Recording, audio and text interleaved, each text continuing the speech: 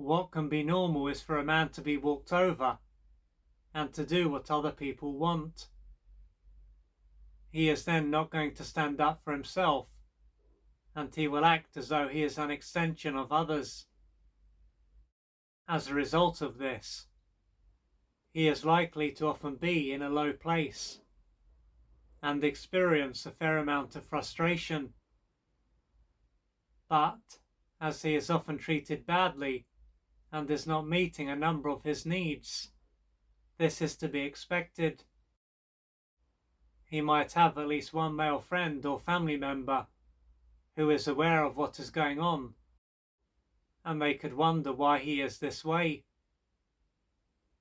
If so, this friend or family member could be very different, as they could rarely be walked over and have no trouble expressing their needs.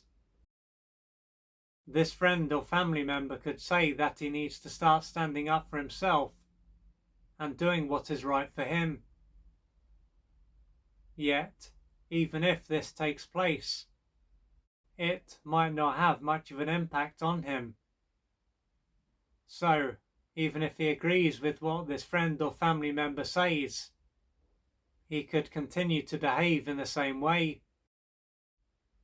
For whatever reason, he won't take a step back and look deeply into why he is this way. At this point, it could be said that being treated in this way and being abandoned is what feels comfortable. Of course, part of him will feel uncomfortable with what is going on, but a bigger, stronger part of him won't. With this in mind, his life might need to get a lot worse before he gets to the point where he says enough is enough. This could be something that occurs after he has ended up in a very deep emotional hole.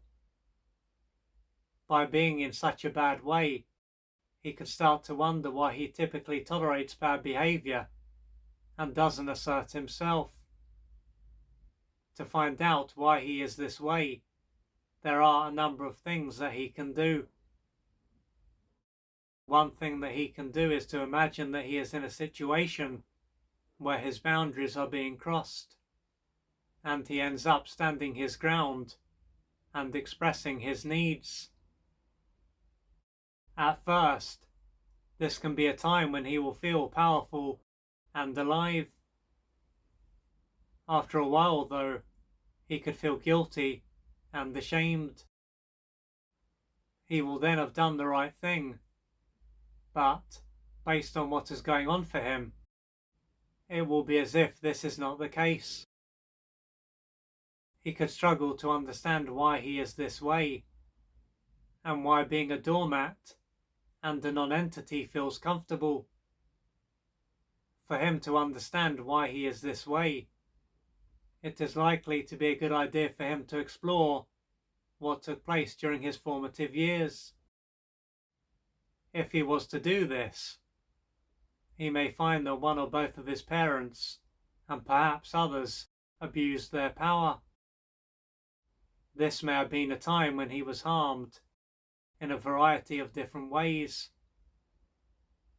In addition to being undermined by one or both of his parents, he would have also developed a negative view of power.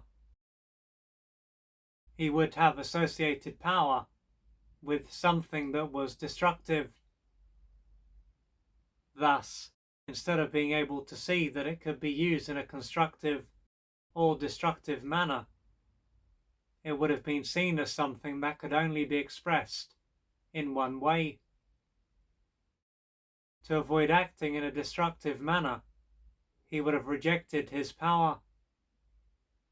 The other part of this is that deep down, due to the experiences that he has had, he can believe that if he does stand up for himself and expresses his needs, he will end up being harmed. As power is seen as something negative and as a threat to his survival, it is no wonder that he is behaving in a way that is not serving him. for his behaviour to change, he will need to know that he can express his power in a constructive way and that it is safe for him to do so. This is something that is likely to take time.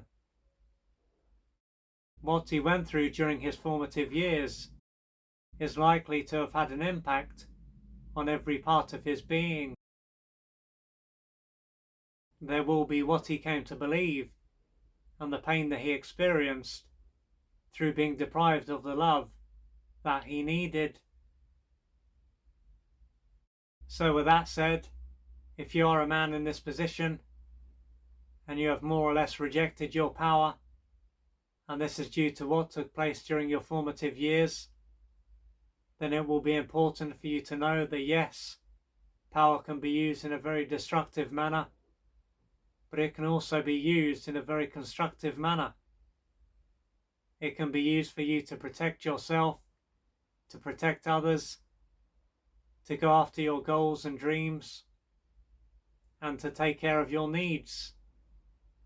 So due to the experiences that you have had, you will have formed a number of negative beliefs about power, and you will have experienced a lot of pain. And therefore, in order for you to embrace your power, you will have beliefs to question and pain to work through. And to do this, you may need to reach out for external support. But the main thing is that you do what you need to do to gradually embrace your power and to live a life that is worth living. If you would like to find out more about the services that I offer, please go to www.oliverjrcooper.co.uk or email me at info@oliverjrcooper.co.uk, and I'm looking forward to assisting you on your journey.